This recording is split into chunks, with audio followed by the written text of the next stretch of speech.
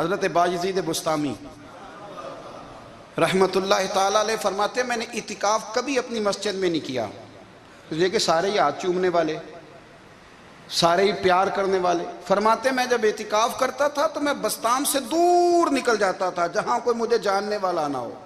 اٹھ بلیا چلو تھے وسیے جتھے وس دے نہیں سارے یننے، نہ کوئی ساڈی ذات پچھانے تے نہ کوئی سانو مننے، چل ادھر چلیں۔ اٹھ بلیا چلو تھے وسیے جتھے وس دے نہیں سارے ہی اننے، نہ کوئی ساڈی ذات پچھانے تے نہ کوئی سانو۔ اتنا شوق ہے سلوٹ کرانے کا، اتنا شوق ہے تعارف کرانے کا، اتنا شوق ہے اپنا بتانے کا، تو یہ چیز غلبہ کر جاتی ہے، پھر نام رہ جاتا ہے، روح نہیں رہتی، پھر وجود رہ جاتا ہے، پھر باطن کی کیفیت نہیں رہتی۔ خدا را اپنے آپ کو بے چین نہ کرو، بے قرار نہ کرو، بے سکون نہ کرو، رب کی یاد میں آ جاؤ، درود و سلام میں آ جاؤ، نعت کے حسن میں آؤ، تلاوت کی دنیا میں آؤ، سجدوں کے نور میں آؤ۔ آؤ کبھی کھول کے دل مسجد کی صفائیاں کریں، آؤ نہ کبھی کوئی بوڑھا دادی نانی دادا ان کے پاس بیٹھ کے پیر دبا کے اللہ کو راضی کریں۔ یہ کیف والی جگہ ہیں، یہ سرور والی جگہ۔ کریم پھر پڑھیے درود شریف صلی اللہ تعالی علیہ وسلم۔ حضور صلی اللہ علیہ وسلم نے فرمایا کہ میری بیٹی سیدہ فاطمہ الزہرا رضی اللہ تعالیٰ عنہا صرف جنتی نہیں، جنتی عورتوں کی سردار ہے۔ لیکن حضور نے یہ بھی فرمایا کہ فاطمہ یہ خیال رکھنا اگر اللہ نے حساب پوچھا تو حساب تم نے خود دینا ہے۔ حقیقت کی طرف توجہ کرائی حضور نے، وہ صرف جنتی نہیں، جنتی عورتوں کی سردار ہیں، پر حقیقت کی جانب توجہ۔ میں حقیقت یہ ہے کہ اگر مالک نے حساب پوچھا تو اس کی تیاری بھی کرنی ہے۔ دیکھیں نا فاطمہ الزہرا نے ساری رات مصلی باندھ رکھا ہے، حالانکہ انہیں یقین تھا کہ رب مجھے بغیر حساب کتاب جنت دے گا۔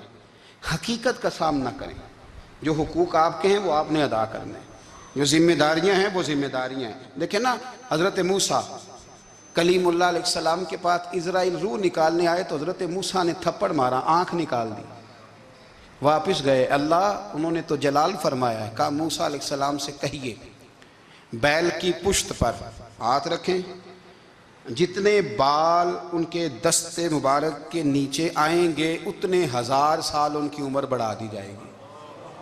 یعنی میرے کان میں کوئی بتا دے کہ جناب 60 سال بڑھ گئی، یا آپ کے کان میں کوئی کہہ دے تو خوشی ہوتی ہے کہ نہیں؟ لیکن یہ حقیقت پسندی نہیں، اس لیے کہ 60 بھی گزر جائیں گے، 70 بھی، یہ حقیقت نہیں۔ حضرت موسیٰ کلیم، چلے میں مثال دیتا ہوں، سمجھ لے 10 بال، حالانکہ بہت زیادہ آتے ہوں گے، 10 بال اگر حضرت موسیٰ کے ہاتھ کے نیچے آئے تو 10,000 سال تو عمر بڑھ گئی نا۔ 10 یعنی 10 سال نہیں، 10 100 نہیں، 10 بہت زیادہ تھی نا۔ تو حضرت موسیٰ کلیم اللہ علیہ السلام سے آ کے عرض کیا گیا حضور بیل کی پشت پر ہاتھ رکھیں، جتنے آپ کے ہاتھ کے نیچے بال آئیں گے اتنے 1000 سال عمر بڑھ جائے گی۔ تو حضرت موسیٰ نے حقیقت پسندی والی بات کی، فرمایا پھر کیا ہوگا؟ 10,000 سال کے بعد پھر کیا ہوگا؟ کہا حضور جانا تو پھر بھی ہے، فرمایا پھر ابھی چلتے ہیں۔ اگر جانا ہے نا، جانا ہے تو پھر، اگر جانا ہے تو پھر ابھی۔ اور سجنوں اگر نماز پڑھنی ہے تو ابھی کیوں نہیں؟ اگر داڑھی رکھنی ہے تو پھر رمضان کا انتظار کیوں کریں؟ ابھی کیوں نہیں؟ اگر سچ بولنا ہے تو پھر، اگر رزق حلال کھانا ہے تو پھر انتظار کا ہے گا۔ حقیقت ہوتی ہے، بہانہ ہوتا ہے، حقیقت چھپ نہیں سکتی بناوٹ کے اصولوں سے، کیونکہ خوشبو آ نہیں سکتی کبھی کاغذ کے پھولوں سے۔ یہ بات یاد رکھیں، اگر جانا ہے تو حضرت کلیم فرمانے لگے پھر 10,000 سال کے بعد بھی جانا ہے تو آج بھی۔ ہمیں بے قراری زندگی میں اس لیے کہ ہم حقیقت پسند نہیں، ہم بہانوں میں، ہم ہواؤں میں جیتے ہیں، ہواؤں میں، خیالات میں زندگی گزارتے ہیں۔ بڑا ٹائم پڑا ہے، مثلاً کتنا میرے رسول کریم صلی اللہ تعالیٰ علیہ وآلہ وسلم نے ایک دن صحابہ سے فرمایا تمہیں حیا نہیں آتی؟ حضور کیا ہوا؟ فرمایا وہ والے مکان بناتے ہو جن میں تم رہ نہیں سکتے، وہ والا مال جمع کرتے ہو جو کھا نہیں سکتے، حیا نہیں آتی؟ عرض کی حضور حکم کریں، تو محبوب فرمانے لگے جوتے کا ایک تسمہ بند کرتا ہوں تو سوچتا ہوں دوسرا بند کرنے سے پہلے موت آ جائے گی، ایک سانس اندر جاتی ہے تو دوسرا آنے سے پہلے میں یاد کرتا ہوں کہ مجھے دنیا سے جانا ہے۔ تمہیں حیا نہیں آتی؟ وہ مکان بناتے ہو جن میں رہ ہی نہیں سکتے، وہ مال جمع کرتے ہو جو کھا، حقیقت پسند نہیں بھائی ہم۔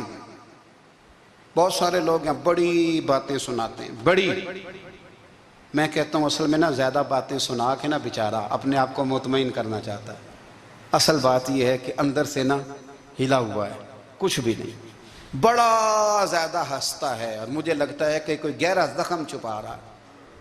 اس لیے ملمہ سازی، حقیقت پسند بنو، حقیقت پسند۔ یاد رکھنا من ترک صلاۃ متعمدا فقد کفر، میرے رسول نے حقیقت بیان کی، فرمایا جس نے ایک نماز بھی جان بوجھ کے چھوڑی اس نے رب کے رب ہونے کا انکار کیا، اس نے کفران نعمت کیا۔ یہ حقیقت ہے، کوئی کلیریفیکیشن نہیں، کوئی وضاحت نہیں۔ جو نماز نہیں پڑھتا، جھوٹ بولتا ہے، غلط بیانی کرتا ہے، جو شخص رزق حرام کما کے کہتا ہے کہ اس کے بغیر گزارا نہیں چلتا، وہ جھوٹ بولتا ہے۔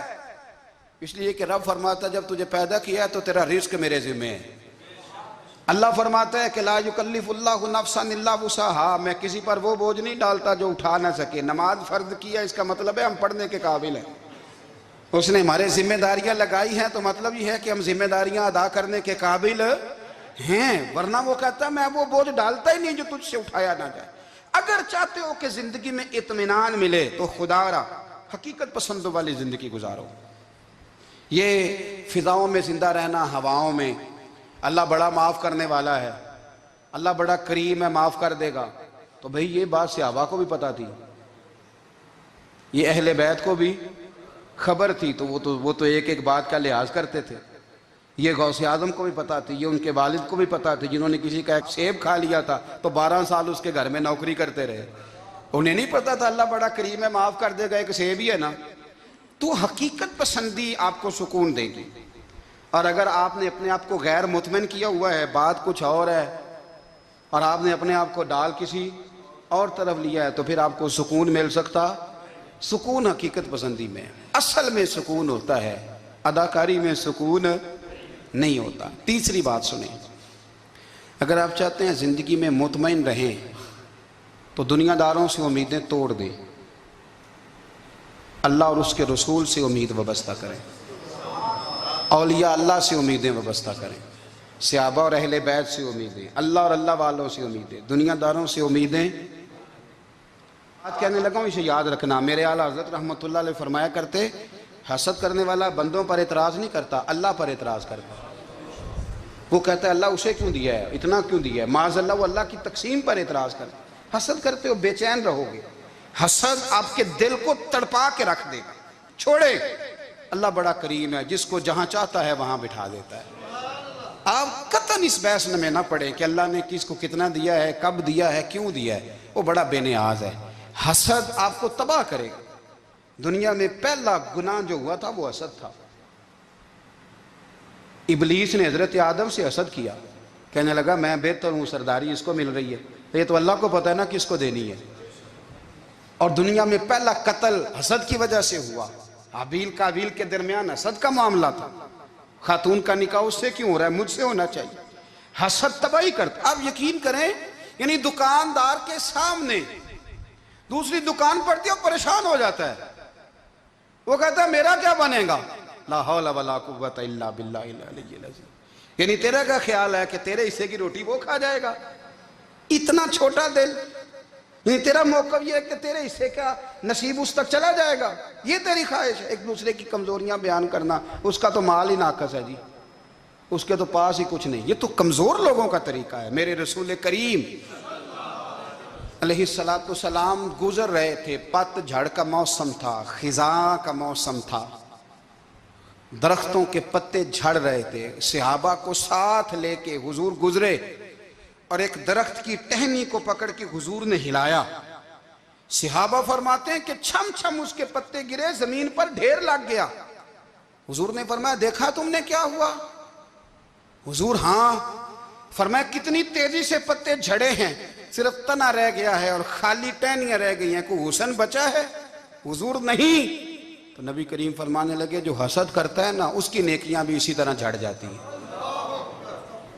اسی طرح۔ اور ایک جگہ حضور فرمانے لگے جس طرح راکھ لکڑی کو آگ کھا جاتی ہے، جس طرح لکڑی کو آگ، جب آگ کھا جائے تو پھر لکڑی کو لکڑی نہیں کہا جاتا، راکھ کہا جاتا ہے، کوئلہ کہا جاتا ہے، اس کی اصل باقی یعنی اسے کھائی جاتی ہے۔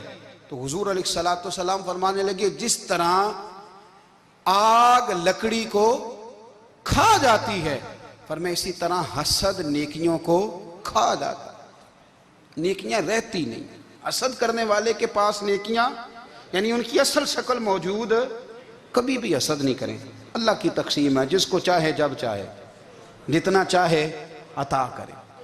اور چوتھی بات میرے بھائی، کبھی بھی بغض نہ پیدا کریں، بغض والے لوگ بے سکون رہتے ہیں۔ بہت ساری کمزوریاں ہمارے اندر ہوتی ہیں نا، پھر اللہ ہماری روزی تو نہیں نہ بند فرماتا، یہ تو نہیں کہتا کہ زمین سے نکل جاؤ۔ اگر یہی والا معاملہ ہو جو ہمارا ہے کہ شادی پہ اس نے میرے ساتھ برا سلوک کیا تھا، اب ساری زندگی بغض رکھنا ہے، اگر یہی معاملہ فرشتے اللہ کی بارگاہ میں کہیں کہ یا اللہ اس نے فلانے دن شراب پی تھی، اب اس کو زمین میں نہیں رہنے دینا، نظام زندگی چلے گا؟ تو اگر اللہ ہمیں معاف کرتا ہے تو ہم بندوں کو معاف کیوں نہیں کرتے؟ آپ یقین کریں اتنی لمبی عداوتیں، اتنا لمبا حسد، اتنا لمبا بغض، اتنا لمبا حدیث میں نے پڑھی، میں حیران رہ گیا۔ میرے نبی کریم علیہ السلام نے فرمایا اپنی بیوی سے کبھی بغض نہ رکھنا، اگر اس کی ایک بات ناپسند ہو تو اسے چھوڑ کے وہ بات دیکھو جو تمہیں پسند ہے۔ میں اس حدیث کو پڑھ کے سوچنے لگا کہ کیا بیوی کا بھی بغض رکھتے ہیں لوگ؟ اب حضور نے کہا ہے تو اس کا مطلب ہے لوگ بیوی کا بغض بھی رکھتے ہیں۔ اب اس پر استدلال کر کے مجھے کہنا پڑے گا کہ سسرال والوں کا بغض بھی رکھتے ہیں، کہنا پڑے گا کہ بھائی کے سسرال والوں سے بھی بغض رکھتے۔ اس حدیث کی روشنی میں سمجھا کہ لوگ بھابھی کا بغض بھی بغض رکھتے ہیں، بغض، ورنہ عادتیں تو ہماری بھی کئی بری ہوتی ہیں۔ اگر عادات ایک وجہ بنے اختلاف کی تو عادتیں تو ہماری بھی کئی بری ہیں، لیکن ہم اپنی بری عادتوں سمیت اپنے آپ سے پیار کرتے ہیں، اور سامنے والے کی ایک بھی عادت بری ہو تو اس سے بغض رکھتے ہیں۔ بغض نہ پیدا کریں۔ میرے نبی پاک علیہ السلام نے فرمایا کچھ چیزیں تمہارے دین کو مونڈ ڈالیں گی، تباہ کر دیں گی، کاٹ دیں گی۔ حضور کون سی؟ فرمایا حسد، تکبر اور بغض، یہ تمہارے دین کو تباہ کر دیں۔ ہم بے چین اس لیے ہیں کہ ہم نے بہت سارے لوگوں کا بغض پالا ہوا ہے، ایسی عداوتیں نکال پھینکو۔ او بھائی اتنا تو لمبا ٹائم ہی کوئی نہیں، اتنا تو وقت ہی کوئی نہیں، اس کو صاف رکھو۔ بندہ کوئی کر بھی گیا تو کوئی حرج نہیں، چنگی مندی سجنا کھولو 100 واری ہو جاندی، یار یاراں دا گلا نہیں کر دے۔ اصل پریت یار یاراں دا جڑا گلا کردا جے یار نہیں جی ہوندا۔ ہاں پکی بات، پکی پیڑی۔ میرا ایک سنگی مجھے آ کے آنے لگا فلانی جگہ بندہ یہ بات کر رہا تھا، میں کہ تو اوتھے ہی سے سوندا سے تم ہی نال ہی سے، میرا تو سجن بات سن ہی نہیں سکتا۔ چنگی مندی سجنا کولوں 100 واری ہو جاندی، یار یاراں دا گلا نہیں کر دے، اصل پریت جنہ دی۔ ہاں جو بندے پھر ہوتے اس طرح کے، ان کے لیے بھی میاں صاحب نے کہا ہے، ان کے لیے بھی میاں صاحب نے کہا ہے، ان کے لیے بھی آپ نے بات ارشاد فرمائی ہے۔ آپ نے فرمایا چنگا ہویا لڑ نیڑیوں چھٹا، کتے عمر نہیں لنگی ساری، بے قدراں دی یاری کولوں توبہ لکھ لکھ باری۔ او چنگا ہویا لڑ نیڑیوں چھٹا، کتے عمر نہیں لنگی ساری۔ جو اس طرح کا تھا نا شکوے کرنے والا، بغض رکھنے والا، فرمایا بے قدراں دی یاری کولوں توبہ، یعنی لاکھ تے لاکھ کنے ہو گئے، یعنی 2 لاکھ باری توبہ کی تھی انہوں نے، گنی نہیں جا سکتی جتنی میاں صاحب نے توبہ کر دی۔ بے قدرے دوست، بے قدراں دی یاری کولوں توبہ لکھ لکھ باری، چنگا ہویا لڑ نیڑیوں چھٹا، کتے عمر نہیں لنگی ساری۔ تو مہربانی کریں، ایک تو اگر آپ مطمئن رہنا چاہتے ہیں تو کبھی کبھی نا مست ہو کے ذکر الہی کریں، مست ہو، وہ والا ذکر نہیں جس میں آپ موبائل بھی دیکھ رہے ہیں اور کہانیاں بھی۔ میرے سامنے کو بندہ جمعے والے دن یا تقریر کے درمیان تسبیح لے کے بیٹھ جائے تو میں اس سے پوچھتا ہوں تو دو کام ایک ٹائم جی میں پہ کرنا ہے؟ میری بھی بات سن رہے ہو، تسبیح پڑھی تو ممکن ہی نہیں۔ تسبیح تو تسبیح ہے، جب وہ ہوگی تو پھر کوئی اور کام سوال ہی نہیں پیدا ہو۔ ایک تو ذکر کریں محو ہو، دوسری بات حقیقت کا سامنا کریں۔ آپ اگر مطمئن رہنا چاہتے ہیں تو حقیقت پسند بنیں۔ تیسری بات، حسد چھوڑ دیں، دوسروں کو ڈسکس کرنا چھوڑ دیں، آپ یہ دیکھیں کہ اللہ نے مجھے کیا کچھ دیا، اس پہ راضی رہیں۔ اور چوتھی بات، عداوت چھوڑ دیں، سینے میں کینہ چھوڑ دیں، آپ کی زندگی مطمئن ہو جائے گی، آپ خوشحال رہیں گے۔ وہ جو آپ لفظ کہتے ہیں نا کہ میں بور ہوں، میں پریشان ہوں، اس سے آپ نکل آئیں گے۔ اللہ